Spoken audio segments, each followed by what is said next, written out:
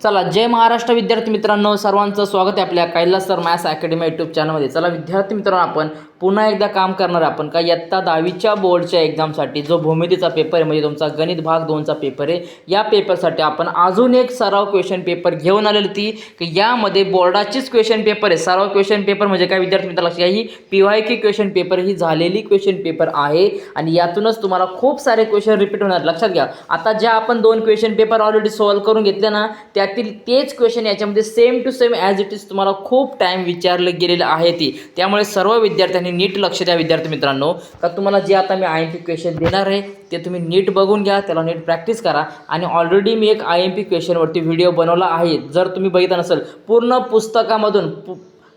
पुस्तकामधून तुम्हाला प्रत्येक प्रॅक्टिस सेटमध्ये प्रत्येक उदाहरण संग्रहामधील तुम्हाला सराव संचामधील जे IMP क्वेश्चन आहे ते तुम्हाला टिक मार्क करून दिले ती। त्यामुळे विद्यार्थी मित्रांनो लक्षात घ्या, का कोणीही जितके व्हिडिओ टाकले ते मी तितकेही व्हिडिओ तुम्ही प्रत्येकाने बघायचे आहे ती, आणि दिलेल्या व्हिडिओमधले तुम्हाला कोणकोणते उदाहरण IMP टिक करून दिले त्याचा चांगला सराव करायचा आहे। ठीक आहे ना। चला विद्यार्थी मित्रांनो, पटकन नवीन असाल तर चॅनलला पटकन सबस्क्राईब करा आणि आता व्हिडिओला मी सुरुवात करतो। बघा, पहिला क्वेश्चन आपल्याला दिला होता, बघा, खालीलपैकी कोणत्या तारखेतील संख्या हे पायथागोरस त्रिकोट आहे। आता काही जणांना काय होईल का, तारखा दिला ते म्हणजे लगेच त्यांना 8 एक येईल का, समजणार नाही का वेगळं काय, तर तसं काय नाही विद्यार्थी मित्रांनो। तारखा असो किंवा नसो, तुम्हाला काय का लक्षात ठेवायचे का पायथागोरस त्रिकोट। आता तारखा म्हणजे काय का, ह्या तुम्हाला दिलेल्या संख्या आहे ती। मग हा क्वेश्चन हा 100% तुम्हाला परीक्षेला विचारला तो। मग आता पायथागोरस त्रिकोट कोणकोणते आहेत लक्षात ठेवा, 3 4 5, 24 7 25, 60 11 61, 12 5 13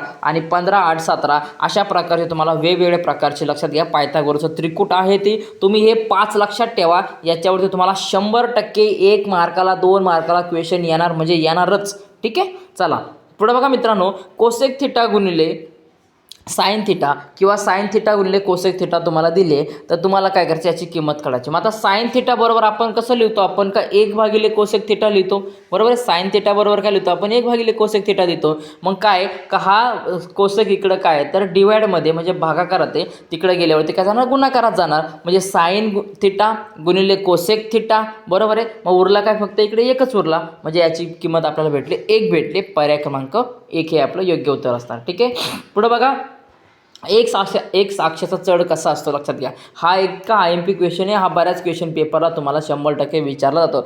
एक्स अक्षाचा चढ हा कसा असतो, y बरोबर 0 असतो आणि y अक्षाचा चढ हा x बरोबर 0 असतो, हे कधीही विसरू नका। हां, एक्सचा y बरोबर 0, yचा x बरोबर 0 हे लक्षात घ्या। ठीक आहे ना। म्हणून पर्याय क्रमांक C हे आपलं काय असणार आहे, योग्य उत्तर असणार आहे। पुढे बघा विद्यार्थी मित्रांनो, 3 सेमी त्रिज्या असलेल्या वर्तुळातील सर्वात मोठ्या जीवेची लांबी काढा। मग आता लक्षात घ्या आपल्याला का जो वर्तुळ असतो, सर्कल असतो, त्याच्यामधला सगळ्यात मोठी जीवा आपण काय असता तर तो व्यास असतो। काय असतो का, वर्तुळामध्ये सगळ्यात मोठी दिलेली जी जीवा असते, कॉर्ड आपण म्हणतो, तो काय असतो, डायमीटर असतो। ओके ना। मग व्यास बरोबर काय का 2 गुणिले त्रिज्या, काय का व्यास, डायमीटर हा कसा असतो, रेडियसच्या म्हणजे त्रिज्येच्या दुप्पट असतो, बरोबर आहे। मग तुमची रेडियस म्हणजे त्रिज्या 3 सेंटीमीटर दिले तर आपल्याला व्यास किती भेटणार आहे, 6 सेंटीमीटर भेटणार आहे। 3 2 6, म्हणून पर्याय क्रमांक C हे आपलं काय असणार आहे, फायनल आन्सर असणार आहे। पुढे बघा विद्यार्थी मित्रांनो, जर त्रिकोण ABC आणि PQR आणि ABPQ बरोबर 2:3 दिला असेल तर बघा तुम्हाला सांगितलंय का त्रिकोण ABCचे क्षेत्रफळ हे त्रिकोण PQRच्या गुणोत्तराची किंमत तुम्हाला काढायची। मग आता लक्षात घ्या, काय का त्रिकोण ABC आणि त्रिकोण PQR, मग यांचे जर तुम्हाला एरियाचं तुम्हाला म्हणजे काय, एरिया म्हणजे काय क्षेत्रफळाचं गुणोत्तर जर तुम्हाला काढायचे ती तर दिलेल्या 2 बाजू आपल्याला दिसतात, बरोबर आहे, समान उंचीचे त्रिकोण। मग काय समान उंचीचे त्रिकोण जर असतील तर हे आपल्याला माहिती आहे का, हे काय असतं, त्याच्या बाजूंच्या वर्गा इतकं असतं। काय असतं, बाजूच्या किंवा पायाच्या वर्गा इतकं असतं, म्हणजे काय ABचा वर्ग भागिले PQचा वर्ग बरोबर काय 2चा वर्ग भागिले 3चा वर्ग, बरोबर आहे। मग लक्षात घ्या, 2चा वर्ग 4, 3चा वर्ग 9 म्हणजे 4 भागिले 9 हे आपलं काय असणार आहे, लास्ट आन्सर असणार आहे। ठीक आहे। पुढे बघा मित्रांनो, बाह्यस्पर्शी असलेल्या 2 वर्तुळांच्या त्रिज्या अनुक्रमे 5 3 सेमी असतील तर त्याच्या केंद्रातील अंतर काढा। व्हेरी IMP क्वेश्चन हा 1 मार्काला 2 मार्काला MCQ मध्ये किंवा इथं 1 मार्काला 100 काय 200% हा प्रत्येक क्वेश्चन पेपरमध्ये येतो म्हणजे येतोच। नीट करून घ्या। बघा, जर तुम्हाला सांगितलं असेल ना बाह्यस्पर्शी तर सरळ दोन्हीही त्रिज्यांची ॲडिशन करायची म्हणजे त्याची बेरीज करायची। जर तुम्हाला सांगितलं इंटरनली म्हणजे काय आंतरस्पर्शी तर त्याची काय करायची, वजाबाकी करून घ्यायची। एवढं लक्षात ठेवा, बाकी काय करायची गरज नाही। आता तुम्हाला विचारलंय का बाह्यस्पर्शी काय सांगितलं तुम्हाला, बाह्य स्पर्श सांगितले, मग बाहेरील आहेत ना, मग यांची बेरीज करा, 5 सेमी अधिक 3 सेमी बरोबर 8 सेमी. मग त्यांच्या केंद्रातील अंतर किती झालं तर 8 सेमी झालं. पुढे बघा, एका चौरसाचा कर्ण 10 कर्णी 2 सेमी असेल तर त्याच्या बाजूची लांबी काढा. आता डायगोनल तुम्हाला दिला असेल, कर्ण दिला असेल तर याचं सूत्र काय बघा, लक्षात घ्या. बऱ्याचदा काय होतं का, त्रिकोण काढा, मग त्याच्यात तुम्ही x वर्ग अधिक x वर्ग बरोबर 10 कर्णी 2चा वर्ग असं करण्यापेक्षा जास्त टाइम वेस्ट होतो. म्हणून सूत्र लक्षात ठेवा का d बरोबर a मध्ये a गुणिले कर्णी 2. काय का d बरोबर डायगोनल बरोबर काय a म्हणजे काय का एक याची कुठलीही एक बाजू भागिले गुणिले कर्णी 2. मग आता याच्यात किमती टाकून घ्या. d ची किंमत दिली, d म्हणजे काय हा कर्ण, त्याला डायगोनल म्हणतात इंग्लिशमध्ये. मग काय हा 10 कर्णी 2 बरोबर आपल्याला एक बाजू काढायची बरोबर. काय करायचं आपल्याला, एक बाजू काढायची. मग बाजू कोणती, 1 कर्णी 2 बरोबर. काय 1 कर्णी 2 हे त्याचं सूत्र आहे. मग आता काम करा, a ची किंमत जर आपल्याला काढायचे, काय करायचे, a ची किंमत जर आपल्या याच्यामध्ये काढायचे मित्रांनो, तर सरळ एक काम करून घ्या याच्यामधला का, जो तुम्हाला दिलेला याच्यामध्ये किमती ते एकदा पुट केल्यानंतर याची किंमत काढायची. मग बाकीच्यांना सगळ्यांना लिहू मी आलो, सगळ्यांना बाजूला पाठवा. हा कर्णी 2 इकडे गुणाकारात इकडे आले काय होणार तर भागाकारामध्ये जरा, म्हणजे 10 कर्णी 2 भागिले कर्णी 2. हा कर्णी 2 √2 काय होणार, कॅन्सल होणार. उरला फक्त 10 सेमी, म्हणजे ए ची किंमत भेटली विद्यार्थी मित्रांनो आपल्याला 10 सेमी. किती भेटली आपल्याला, ए ची किंमत 10 सेमी भेटलेली आहे. पुढे बघा, रेषेने एक अक्षाच्या धन दिशेशी केलेला कोन हा 45 अंश आहे तर त्या रेषेचा चढ काढा. लक्षात घ्या. आता तुम्हाला लक्षात घ्या, धन दिशेशी केलेला कोणच दिले तुम्हाला 45, तर लक्षात घ्या तुम्हाला याच्यामध्ये टॅनची किंमत येणं अपेक्षित गरजेचं आहे. मग तुम्ही कोणकोणते लक्षात ठेवणार, टॅन 30 ठेवा लक्षात, 45 ठेवा आणि 60 ठेवा. तिघांपैकी 100% विचारलंच जातं. 30 आणि 45 हा मोस्ट IMP क्वेश्चन आहे का तुम्हाला विचारला जातो. मग बघा काय का, थिटा बरोबर 45 अंश घेतला, मग m बरोबर काय टॅन 45 बरोबर काय 1 आला बरोबर. टॅन 45 ची किंमत किती, 1 आहे. म्हणून रेषेचा चढ झाला, स्लोप ऑफ लाईन की झाला आपला 1 झाला. ओके, चलो नेक्स्ट बघा, खालील कोणत्याही 2 कृती लिहून पूर्ण करा. बघा तुम्हाला अशा प्रकारे दिले आता, ठीक आहे. आता याच्यामध्ये एक काम करून घ्या विद्यार्थी मित्रांनो, ह्या जो कृती तुम्हाला कंप्लीट करायचा असतात, सगळ्यात पहिले लक्षात घ्या, बरेच अशा कृती असतात का त्याचे उत्तर तिथंच लपलेले असतात. ओके ना. बघा आता काय दिले बघा याच्यामध्ये, बघा ABC बघा डायरेक्टली बघूया. आता काय ABC कोण ABC बरोबर 1/2 माप कंस AX दिले तर AXC दिले, तर हा कुठला प्रमेय, तर इतर बघा तुम्हाला वर दिले आंतरलिखित कोण बरोबर ना. काय दिले, आंतरलिखित कोण. इथं डायरेक्ट त्याला लिहायचं का आंतरलिखित कोणाचे प्रमेय, समजलं का, म्हणजे तिथंच वरती दिलेलं आहे. ठीक आहे ना. पुढे बघा, मग आता ABCची किंमत 60 आहे, 1/2 माप कंस X तसाच घेतला बघा. मग हा इकडे 1/2, हा 2 इकडे भागाकारात इकडे गेलं काय होणार तर गुणाकारात होणार, म्हणजे 60 गुणिले जर तुम्ही 2 केला तर आपला उत्तर भेटणार आहे 120. काय भेटणार आहे 120. ठीक आहे. पुढे बघा, परंतु मापकोन AOC हा मापकंस हा केंद्रीय कोणाचा गुणधर्म आहे. ओके ना. कुठल्या कोणाचा गुणधर्म आहे, मग हे तुम्हाला काय करायचं याच्यामध्ये मेन्शन करायचे. मग आता लक्षात घ्या मित्रांनो, का हा मापकोन कोणत्या कोणाचा गुणधर्म आहे, तर इथं लिहायचं AXC. इथं काय असतं तर तुमचा AXC इथं तुम्हाला लिहायचे, आणि मापकोन AXCची किंमत आपल्याला का 120. किती आहे 120. ओके, एकदम सिंपल आहे. पुढे बघा, साइन वर्ग थिटा अधिक कॉस वर्ग थिटाची तुम्हाला किंमत काढायची आहे. ओके, दिलेला आहे याच्यामध्ये. बघा आता तुम्ही याच्यामध्ये पायथागोरसचा तुम्हाला उपयोग करायचा का, कारण तुम्हाला दिलेली ॲक्टिव्हिटी तशी असणार आहे. ओके ना. मग पायथागोरसचा थिअरम आपल्याला काय सांगतो, आपला मावस भाव काय सांगतो का बाबा, कर्ण वर्ग बरोबर पहिल्या बाजूचा वर्ग अधिक दुसऱ्या बाजूचा वर्ग, किंवा कर्ण वर्ग बरोबर काय तर पायाचा वर्ग अधिक उंचीचा वर्ग, किंवा काय सांगतो अजून आपल्याला, कर्ण वर्ग बरोबर उंचीचा वर्ग अधिक पायाचा वर्ग. तुम्हाला जे वाटेल ते तुम्ही करू शकतात. ओके ना. म्हणजे काय आता याच्यामध्ये सरळ येणार आपल्याला का ACचा वर्ग अधिक ABचा वर्ग अधिक BCचा वर्ग. मग याच्यामध्ये टाकून द्या. बघा AB वर्ग अधिक BC वर्ग, इथं आला तुमचा AC वर्ग. पायथागोरसचा प्रमेय, दोन्ही बाजूला काय करा AC ने भाग दिला. काय केला AC ने भाग दिला. मग AB वर्ग भागिले AC वर्ग, BC वर्ग भागिले AC वर्ग, आणि AC वर्ग भागिले AC. AC काय झाला, कॅन्सल झाला. लागला काय तर फॅन लागला इथं. AC कॅन्सल झाला, लागला काय तर फॅन, म्हणजे काय AC वर्ग भागिले AC वर्ग कट झाला, उरला इथं 1 उरला. मग AB वर्ग भागिले AC वर्ग आणि BC वर्ग भागिले AC वर्ग. ठीक आहे ना. पण आता याच्यामध्ये तुम्हाला काय दिले का, याच्यामध्ये गुणोत्तर दिले आपल्याला. बघा साइन थिटा म्हणजे काय असतो आपल्याला का, समोरील बाजू भागिले कर्ण बरोबर, opposite side of given triangle divide by the hypotenuse बरोबर आहे. नंतर BC अपॉन AC, काय BC अपॉन AC बघा, BC अपॉन AC. मग याचा असं काय असतो का, आपण त्याला adjacent side divide by hypotenuse, म्हणजे काय का लगतची बाजू भागिले कर्ण, याला आपण काय म्हणतो तर कॉस म्हणतो. म्हणून हा झाला तुमचा साइन, हा झाला तुमचा कॉस. इथं स्क्वेअर आहे म्हणून वर्ग आहे, म्हणजे काय साइन वर्ग थिटा अधिक कॉस वर्ग थिटा बरोबर 1. इथं आपल्याला काय होतो प्रूफ होताना दिसतो मित्रांनो. ओके, चलो नेक्स्ट बघा मित्रांनो, तुम्हाला दिलेले का वरील आकृतीमध्ये चौरस ABCDच्या बाजू वर्तुळाला स्पर्श करतात. ठीक आहे, AB ची किंमत 14 सेमी दिली, छायांकित भागाचे क्षेत्रफळ काढायचे. बघा आता लक्षात घ्या, AB ची किंमत 14 दिली. बघा इथं चौरसाचे क्षेत्रफळ बरोबर चौरस त्याचे क्षेत्रफळ काय असतं तर बाजूचा वर्ग, एचा वर्ग किंवा बाजूचा वर्ग इथं तुम्हाला लिहून टाकायचा. ओके, बघा 14चा वर्ग किती येतो 196 येतो, सेमीचा वर्ग. वर्तुळाचे क्षेत्रफळ आपल्याला माहिती आहे पाय आर वर्ग, बरोबर आहे. वर्तुळाचे क्षेत्रफळ काय आपल्याला माहिती आहे का पाय आरचा वर्ग. मग याच्यामध्ये किमती पुट करा. 22 पायाची किंमत घेतली 22/7 गुणिले आरचा वर्ग म्हणजे काय 7 गुणिले 7, हा एक 7 गायब झाला, उरला काय 22 गुणिले 7 आणि 22 आता 154. किती आला 22 आता 154 आला. पुढे बघा छायांकित भागाचे क्षेत्रफळ व चौरसाचे क्षेत्रफळ वजा वर्तुळाचे क्षेत्रफळ 196 मधून 154 गेली. ही जर वजाबाकी तुम्हाला येत नाही तर 10वीचे पेपर जागे होते सोडून द्या आणि परीक्षेला सांगा का बाबा मी आता पहिली दुसरीला जातो, मग 10 वर्षांना परत 10वीला येतो.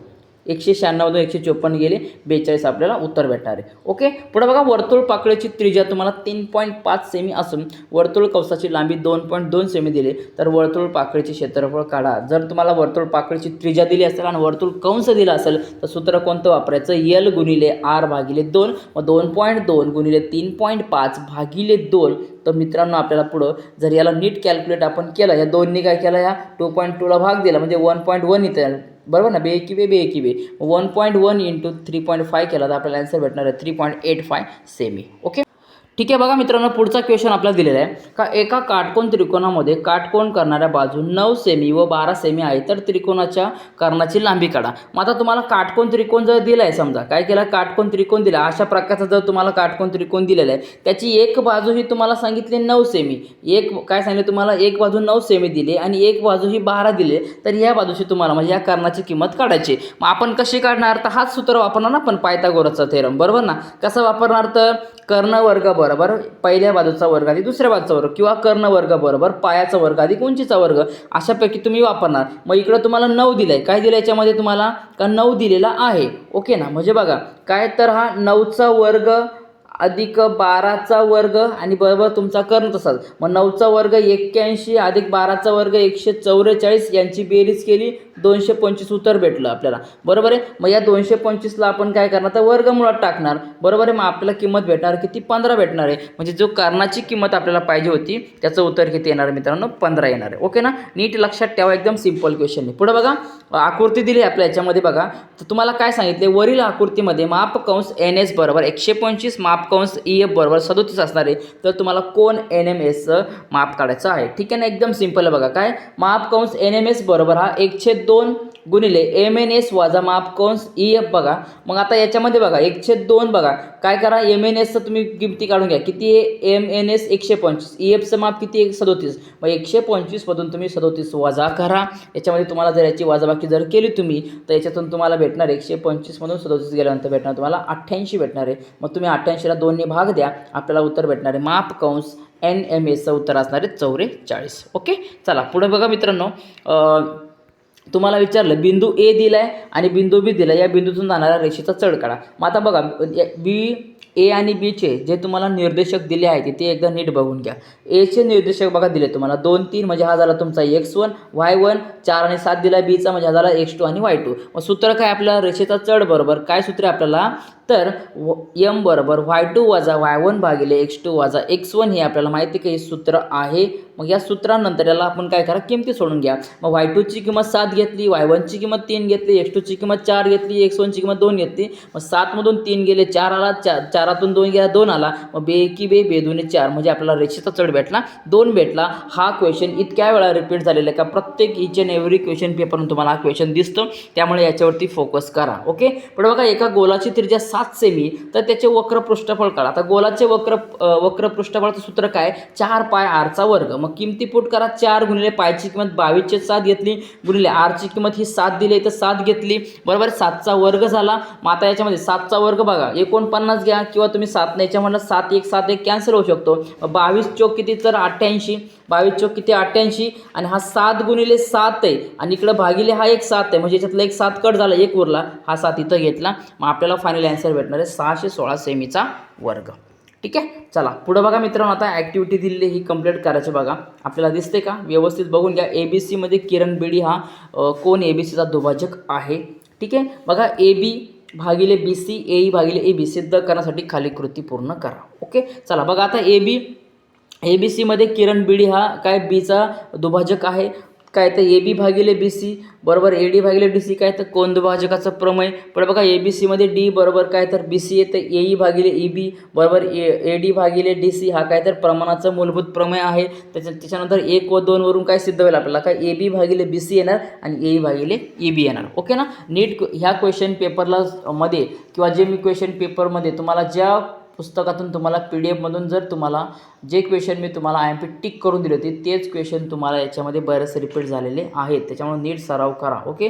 पुढे बघा तुम्हाला सिद्धता करायची याच्यामध्ये का AE गुणिले EB आणि CE गुणिले ED याच्या एक तर तुम्हाला हा प्रमेय विचारला तो किंवा याच्यावरती तुम्हाला एखादं उदाहरण येतं, दोघांपैकी एक 100% येतच. ओके ना. बघा आता काय बघा त्रिकोण CAE आणि त्रिकोण BDE मध्ये बघा कोण AEC बरोबर एकरूप काय का DEB. ओके. हे असते तुमचे विरुद्ध कोण CE बरोबर काय CAE एकरूप काय कोण असणार BD, तर हे एकाच वर्तुळ कंसाची आंतररेखित कोण. पुढे बघा त्रिकोण CAE आणि तुम्हाला पॅरलल दिलेले किंवा एकरूप दिले आपण म्हणतो का काय BDE हे असणारे समरूपतेच्या कोको कसोट्या. पुढे बघा AE भागिले D बरोबर CE भागिले B असणारे ह्या झाल्या तुमच्या समरूप त्रिकोणाच्या संगत भुजा. मग याच्यावरून आपल्याला तिरकस गुणाकार केल्यानंतर भेटणार आहे का AE गुणिले EB आणि CE गुणिले ED हे आपल्याला उत्तर भेटणार आहे. पुढे बघा खालील बिंदू एकरेषीय आहेत का नाही ते ओळखायचं. आपण हाच क्वेश्चन जेवढे आपण 3 का 4 क्वेश्चन पेपर सोडवले ना, प्रत्येक क्वेश्चन पेपरमध्ये हा तुम्हाला क्वेश्चन दिसणार म्हणजे दिसणारच मित्रांनो.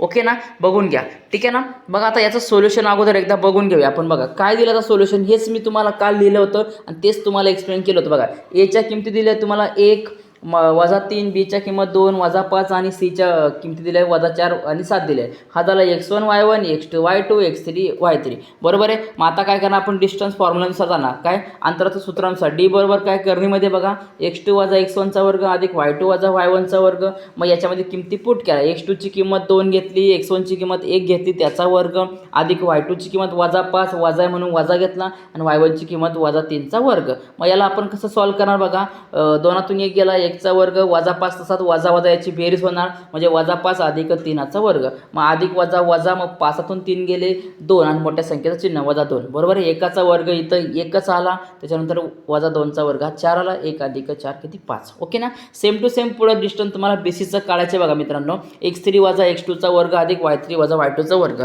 मग दिलेल्या किमती पुट करा. -4 असणारे नंतर काय x2 ची किंमत 2 म्हणजे -2 नंतर y3 ची किंमत 7 आणि इथं वजा y2 ची किंमत -5 घ्या. वजाची बेरीज होणार, इथं वजाची पण बेरीज होणार. -6चा वर्ग अधिक 12चा वर्ग 36 अधिक 144 हा आला तुमचा करणीमध्ये 180. तर याला आपण असं लिहू शकतो का करणीमध्ये 36 गुणिले 5 म्हणजे 36चा वर्गमूळ 6 आणि करणीमध्ये 5 तसाच बरोबर आहे. पुन्हा डिस्टन्स तुम्हाला AC काढायचे.